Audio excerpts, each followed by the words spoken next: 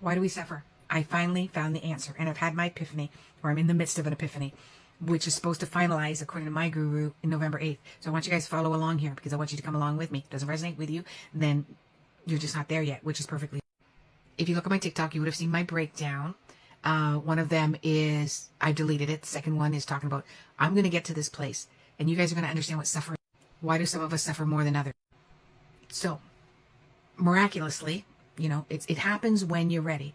I found the Law of One. This is 4 years of channeling from an entity called Ra, A-R-A, lawofone.info, llresearch.org, and Aaron Abke, A-B-K.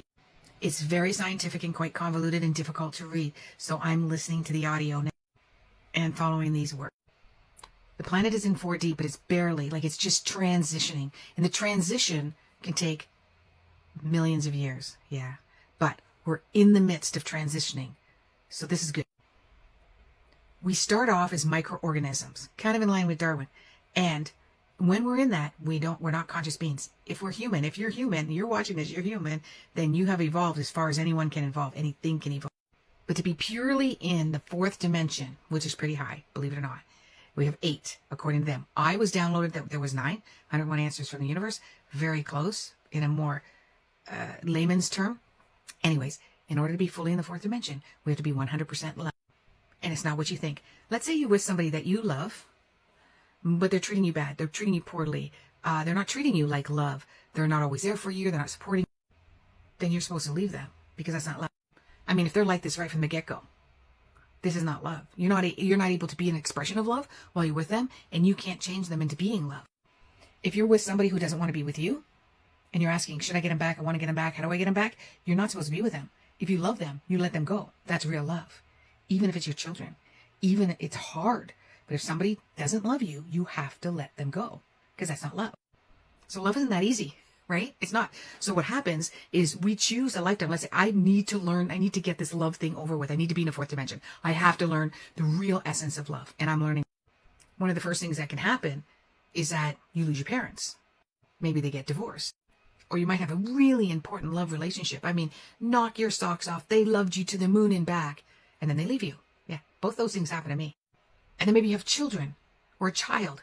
And the unsurmountable happens. They disown you. They pass away. They take their own life. All of these things. And it's hard to love someone who you loved that disowned you. That divorced you. That says, I don't love you as a mom. You suck. But you still have to love them. That is love. That is so hard. So you may choose that life. Because you can't not love your child. Even though they're not loving you. But you want to love them, so you have to let them go. Let's say you irritate them. You get on their nerves. Every time they're around you, they're like, oh. Then you let them go. That doesn't mean you have to not talk to them anymore or not being around them anymore. But you're not needy of them. You're not like, you have to come over for Sunday dinners. You have to take care of me. I'm your mom.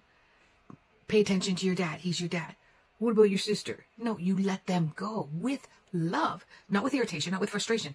That's love. And so people will say, well, that's an enormous amount of suffering. Yeah, it is.